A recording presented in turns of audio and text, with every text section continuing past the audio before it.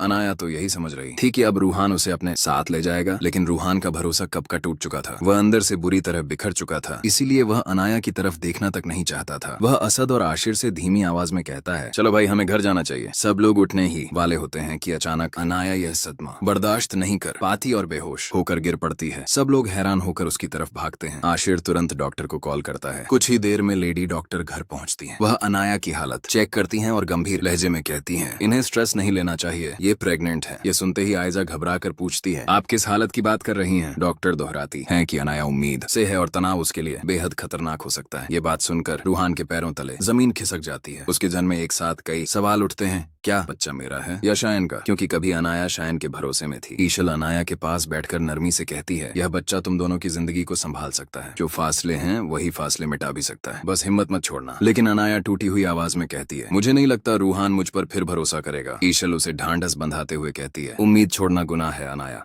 देखना, जब ये बच्चा दुनिया में आएगा रूहान खुद तुम्हें लेकर जाएगा। उधर घर वाले मुसर्रत को मुबारकबाद देते हैं, मगर मुसर्रत की आंखें नम हैं। वह कहती है, जब तक रूहान मेरी बेटी को इज्जत से अपने घर नहीं ले जाता मुझे खुशी कैसी? लेकिन रूहान का दिल अब भी शक में डूबा था। आशिर उसे समझाता है, रूहान, अनाया तुम्हारे बच्चे की माँ बनने वाली है, उसे तुम्हारी जरूरत है। ईशल भी वही बात दोहराती है, लेकिन रूहान कठोर अंदाज में मना कर देता है, मैं उसे अपने घर नहीं ले जाऊंगा। जब तक डीएनए नहीं हो जाता मुझे चैन नहीं मिलेगा। वह गुस्से से जवाब देता है। ईशल तड़प कर कहती है, तुम्हें शर्म आनी चाहिए रूहान, वो तुम्हारी बीवी है और तुम उस पर शक कर रहे हो। लेकिन रूहान सुनने को तैयार ही नहीं होता और वहां से चला जाता है। दूसरी तरफ शायन का बाप उसे वजाहत की पार्टनरशिप का दबाव दिखाता है और कहता है कि उसे मुल्क छोड़ना होगा। लेकिन शायन गुस्से में कागज फाड़ देता है और कहता है कि उसे कोई ब्लैकमेल नहीं कर सकता। उधर आयजा की सारी कोशिशें ईशल और आशिर को अलग करने में नाकाम हो रही थी। दोनों अब पहले से भी ज्यादा एक दूसरे के करीब आ चुके थे। ईशल की अपने परिवार के लिए बेपनाह मोहब्बत देखकर आशिर के दिल में उसके लिए और मोहब्बत बढ़ जाती है। लेकिन आयजा के दिल में बस एक ही डर घर कर चुका था,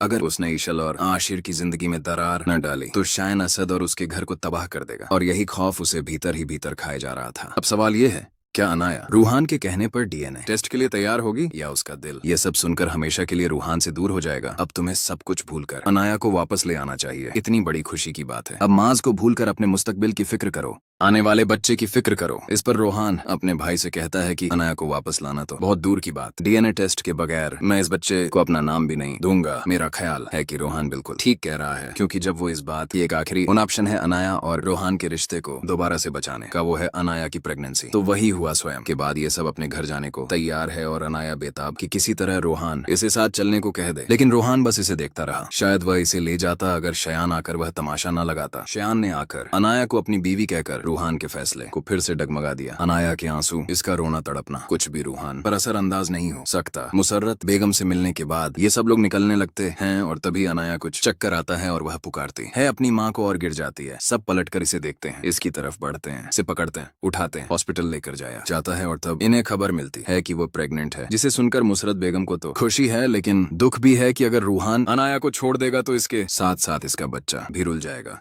असद चच्ची की बातें सुनकर इन्हें तसल्ली देता है कि आपको खुशी नहीं हुई। इतनी बड़ी खुशखबरी है अनाया और रोहान की, जिस पर मुसरत बेगम कहती है कि बेटा कभी कभी खुशियां भी बोझ लगने लगती हैं। असल खुशी तो मुझे तब होगी जब रोहान इज्जत से अनाया को अपने साथ ले जाएगा। लेकिन रोहान का तो यकीन डगमगा चुका है। अनाया की प्रेगनेंसी का सुनकर वह और भी ज्यादा बदगुमान हो चुका है कि पता नहीं ये बच्चा किसका है, शयान का या मेरा, क्योंकि वो इसे अपनी बीवी कह रहा है। और बच्चे का सुनकर रोहान को जरा बराबर खुशी नहीं। लेकिन ईशल बहुत खुश है। वो अनाया के पास आती है, कमरे में इसे तसल्ली देती है कि अल्लाह ने तुम्हारे लिए रूहान के लिए और इस रिश्ते को बचाने के लिए एक बेहतरीन तोहफा भेज दिया है। अनाया को उम्मीद थी कि अब शायद रूहान इसे माफ करके इसे अपने साथ ले जाए, लेकिन नहीं। रूहान तो अपने घर वालों से पहले ही वहाँ से निकल जाता है और इसके यूं अचानक से चले जाने का सुनकर अनाया रो पड़ती है। जब बच्चे की खबर नहीं रूहान को पिघला सकी तो वह और क्या कैसे पिघलेगा। वहीं रूहान घर पहुँचता है और असद अपनी चाची को तसल्ली देकर जाता है कि मैं रूहान से बात करूंगा, मना लूंगा इसे। वह अनाया को इज्जत से घर वापस लेकर जाएगा। अब घर आकर असद रूहान के पास इसके कमरे में जाता है।